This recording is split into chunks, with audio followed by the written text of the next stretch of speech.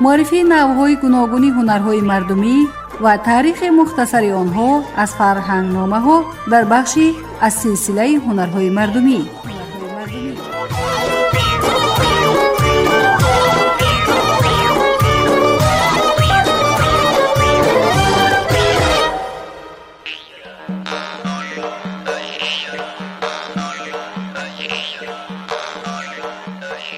از سلسله هنرهای مردمی.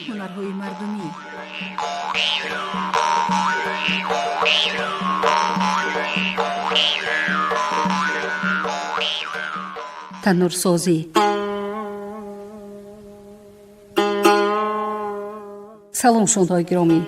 تنورسازی یک نوع کسبی عنعنوی مردمی تاجیک است. تنورسازان پیش از همه به انتخاب خاک توجه میکنند. در هر منطقه جایهای معین برای خاکگیری موجود است. مثلا در حصار از دامنه کوهی سرخاکی دهه بلبلچشمه خاک تنور را انتخاب میکنند. در استروشن باشد استوها گل را آورده خشک کنیده سپس با خاک زرد همراه نموده لای میشورند. هنگام لای شوریدن برای مستحکم شدن و نکفیدنی دیواره تنور با آن کمی پشم چارپای لو مینمایند. یکی از عملهای مهم تنورسازی زیر پا سوم زدن لای میباشد. آن را تکرار به تکرار گردانیده سوم میزنند تا که تمامی هوای داخلش بیرون شود و لای شکل یک لختی چسبک را گیرد. معمولاً آن را برای اینکه خاک و خس آمیخته نشود در بالای شال یا جایهای پاک و رفته شده تنو کرده سوم میزنند. پس از سوم خوردن لای را با شال امروزها با پرده های پلی اتیلنی پیچانیده به مدت 2 روز دم میدهند.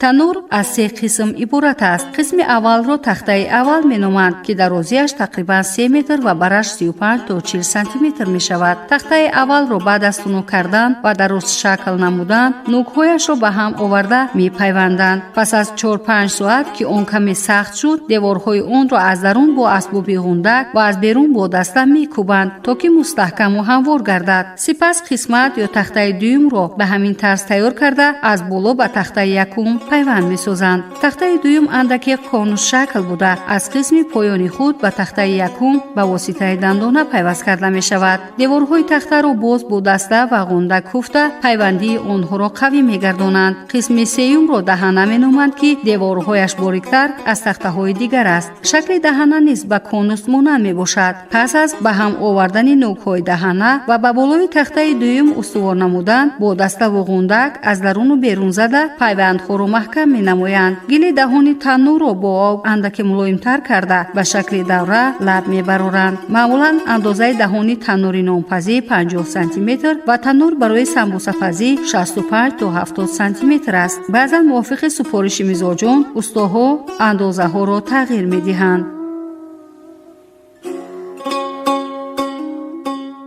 تنور را برای خشک نمودن در جای آفتابی گذاشته درون آن در زمین کمی انگشت را آتش می‌دهند تا که به علنگه پست انگشت 2 شبانه را سوخته تنور را از درون خشک نماید. بعد از 2 روز 3-4 دانه خشت را برای هوا گذاشته پورا خشکانیدنش از زیر تنور می‌نهند. طرز شینانده و به استفاده دادن تنور در خانه‌ها نازکی مخصوص دارد. از خشت یا لای 2 تا دیوارچه بلندیش 80 تا 90 سانتی متر، درازیشان 1 متر و فاصله بینشان 120 سانتی متر ساخته به بالایش تخته می‌گذارند. سپس به بالای تخته‌ها خاک ریخته تنور را به طرز عمودی روی آن خاک می‌نهند. عادتاً روی تنور باید به سمت قبله نباشد. برعکس پشت تنور را به طرف قبله می‌گذارند که نانپز هنگام نانچسبانی روی بر قبله آورده نانپزد. دهان تنور باید اندکی در حالت اوریب قرار گیرد، یعنی لب پایانی تنور از لب بالای آن 1-2 سانتی متر بیرونتر برآید. با این مقصد استاد تنورشینان سنگچه را از لب بالای تنور به پایان سر می‌دهد و سنگچه باید به درون تنور افتد. پس از معین شدن موقع تنور به درون آن 3-4 سطل خاک ریخته از بیرون تا نیمی آن با گل و خشت یا کلوخ دیوار می‌بردارند. قسمت باز خفای تنور را نیز با خشت دیوار کرده می‌پوشانند. میکنند. از بالای تنور کلوخها را چیده با گل محکم مینمایند و از بالای آن به اندازه کوهدار هموار میسازند. بعد از پوره پوشانیدن تنور به درون آن هیزم ریزه انداخته آتش میزنند. آتش باید به لنگه پست 18 ساعت سوزد. چون گل و اندازه بالای تنور خشک شد، به تنور هیزم خشک کنده را انداخته 6 ساعت به ایست آتش بلند میافروزند. در نتیجه دیوارهای تنور سرخ شده به صفال تبدیل می‌یابد. بعد 1 ساعت آن در تنور نان‌های اولین را میپزند.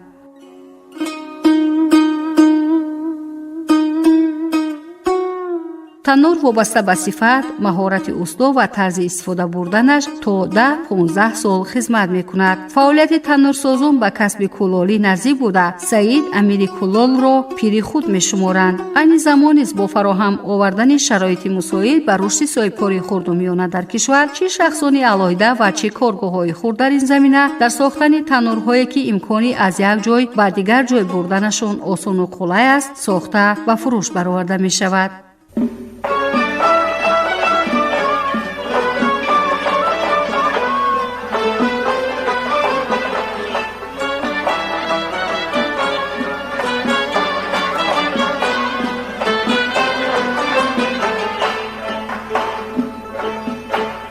از زمین آن ریزه ها را چیده می مالم بچشم، از زمین آن ریزه ها را چیده می مالم بچشم، نان گرمی مهنتی را دیده می مالم بچشم. چون که من هم در زمانی خود در آگر بودیم، خوشچین با بند داست در بر بودیم.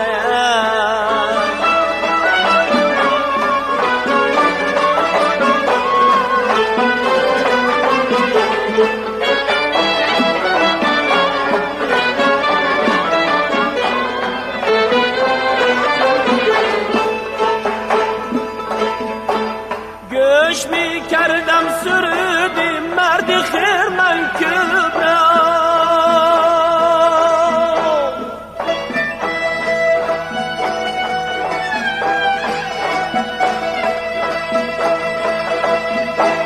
می شنیدم ضربهای گوران کبرا، روز شب چون کاهایی مانده در صحرا بودم،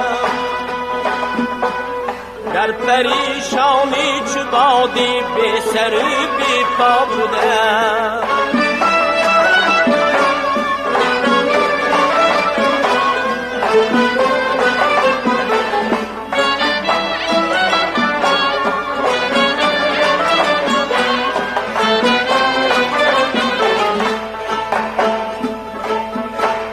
خوشا در کشته ها وقتی که سرخم میکنم،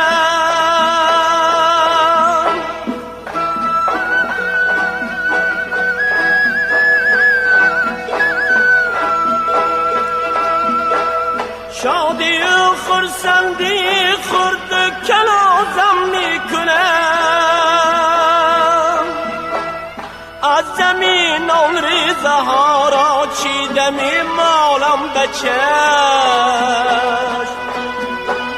دیده و سنجیده و بالیده می مالم بچشم، از زمین آن ریزه ها را چیده می مالم بچشم، نانی گرمی مهنتی را دیده می مالم بچشم.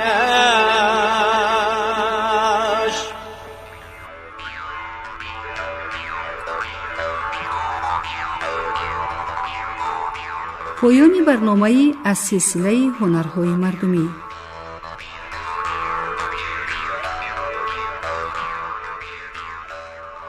در تهیه و پخش آن صدابردار دلشاد میرزا، کارگردان زبیدالله جان محمد، محرر گلستان کریم و صحنه گرفتن. شاد بمانید.